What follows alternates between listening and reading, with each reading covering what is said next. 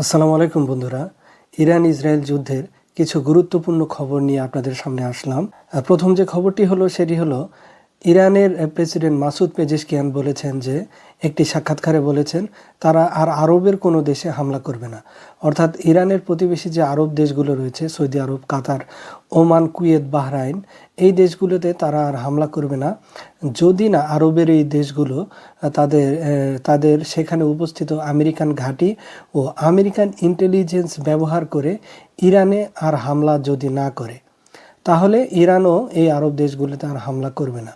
আর যদি এই আরব দেশগুলো আমেরিকান ঘাঁটি ও আমেরিকান ইন্টেলিজেন্স ব্যবহার করে আবারও ইরানে হামলা করার চেষ্টা করে এবং সেই তথ্য যদি ইরান পায়, তাহলে ইরান হামলা আবার করতে পারে। এটি একটি খবর, এটি একটি কনফার্ম নিউজ বন্ধুরা। একটি সাক্ষাৎকারে ইরানের প্রেসিডেন্ট মাসুদ পেজেশকিয়ান এটি বলেছেন। আরও একটি ভালো খবর, সেটি হলো ইরান বলেছে যে তারা হরমুজ প্রণালী খুলে দিতে যাচ্ছে। বন্ধুরা, যদিও একটি আনকনফার্ম নিউজ, অসমর্থিত খবর, তবুও এই খবরটি আর কিছু সময়ের মধ্যেই কনফার্ম করা যাবে যে খবরটি আসলে কতখানি সঠিক। ইরান বলেছে যে তারা হরমুজ প্রণালী খুলে দিবে, সব ধরনের জাহাজ সেখান দিয়ে যাওয়া আসা করতে পারবে।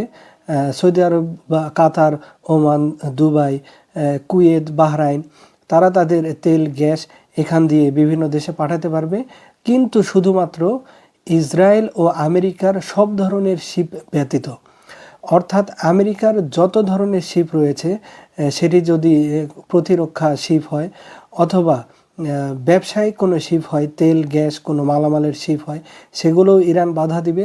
আর ইসরায়েলও সব ধরনের শিপ বাধা দিবে ইরান এই কথাটি বলেছে। এটি যদি হয় তাহলে কিন্তু বন্ধুরা আমাদের দেশের জন্য খুবই ভালো। আমরা তেল গ্যাসের অভাবে যে ক্রাইসিসে পড়তে যাচ্ছিলাম, সেটির হয়তো একটি সমাধান আসতে যাচ্ছে। তবুও যদি হরমুজ প্রণালী খুলে দেওয়া হয়, আমাদেরকে কিন্তু অনেকখানি সাফার করতে হবে বন্ধুরা।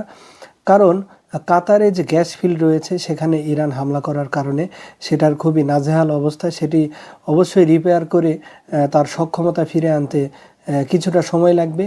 এবং সৌদি আরবেও যেখানে আরামকোতে হামলা হয়েছে সেখানেও সক্ষমতা ফিরে আসতে কিছুটা সময় লাগবে। অর্থাৎ পূর্বের যে অবস্থান সেখানে ফিরে আসতে কিন্তু খুবই ভালোই একটি সময় লাগবে। তবুও যদি হরমুজ প্রণালী খুলে দেয় ইরান এবং তেল ও গ্যাসের এই জাহাজগুলো যদি আমাদের এদিকে আসে, তাহলে কিন্তু আমাদের দেশের জন্য এটি একটি গুড নিউজ। আরেকটি খবর যেটি রয়েছে, আমেরিকার গুরুত্বপূর্ণ সংবাদ মাধ্যম ওয়াশিংটন পোস্ট লিখেছে যে রাশিয়া এই ইরান যুদ্ধে রিয়াল টাইম যেই ইনফরমেশন সেটি দিয়ে ইরানকে সহযোগিতা করেছে। বন্ধুরা, আমেরিকার এই সংবাদ মাধ্যম লিখেছে যে চায়না স্যাটেলাইট ও ডেটা অ্যানালাইসিস করে ইরানকে সহযোগিতা করেছে এবং রাশিয়া যেটি করেছে যে তাদের যে গোয়েন্দা ইন্টেলিজেন্স রয়েছে সেখান থেকে তথ্য সংগ্রহ করে রিয়াল টাইম ইনফরমেশন, অর্থাৎ মিডল ইস্টের দেশগুলোতে আমেরিকান সৈন্যরা কখন ঘাঁটিতে ছিল, কখন হোটেলে ছিল, কোন অফিসার কোথায় ছিল, কত সংখ্যক ছিল, এই ইনফরমেশনগুলো ইরানকে দিয়ে সহযোগিতা করেছে। এর ফলেই ইরান মূলত যেই টার্গেটগুলোতে হামলা করেছে এগুলো সফল হয়েছে। মিডল ইস্টের প্রত্যেকটি দেশেই ঘাঁটিগুলোতে ইরান যেভাবে অভাবনীয় হামলা করে সাফল্য পেয়েছে, এটি মূলত রাশিয়ার রিয়াল টাইম ইনফরমেশন এবং চায়না যে স্যাটেলাইট এবং ডেটা অ্যানালাইসিস করে তথ্যগুলো ইরানকে সরবরাহ করেছিল, এর মাধ্যমেই। বন্ধুরা, আপনারা জেনে থাকবেন ইউক্রেন আমেরিকার যুদ্ধে আমেরিকা ঠিক এইভাবেই ইউক্রেনকে তথ্য সরবরাহ করে সহযোগিতা করেছিল। এইভাবেই এই ইউক্রেন রাশিয়া যুদ্ধে রাশিয়ার প্রায় 5-6 জন বড় পজিশনের যেই অফিসারগুলো রয়েছে, সেনা অফিসার, অনেক বড় বড় অফিসারকে কিন্তু তারা মেরে ফেলতে পেরেছে ইউক্রেন।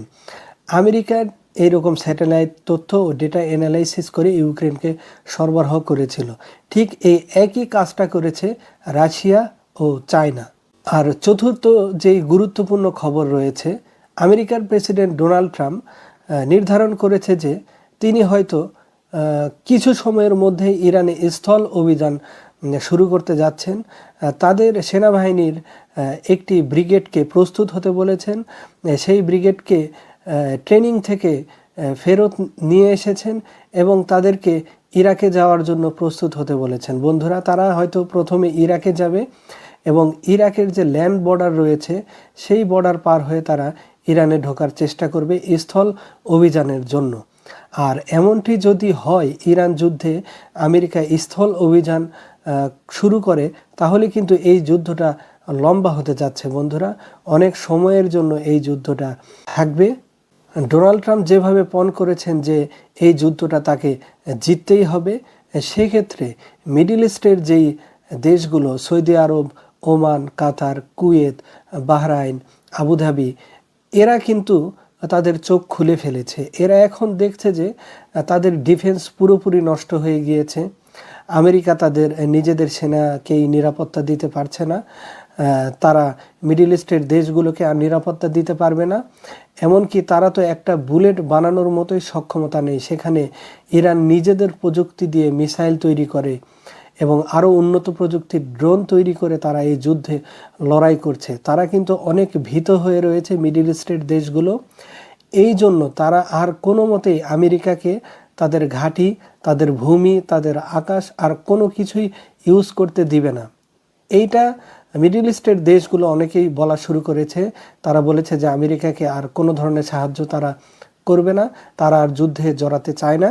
এক্ষেত্রে ডোনাল্ড ট্রাম্প এখন হয়তো দেখছেন যে তাকে স্থল অভিযান শুরু করা ছাড়া এই যুদ্ধে জয়ী হওয়ার আর কোনো লক্ষ্য নেই।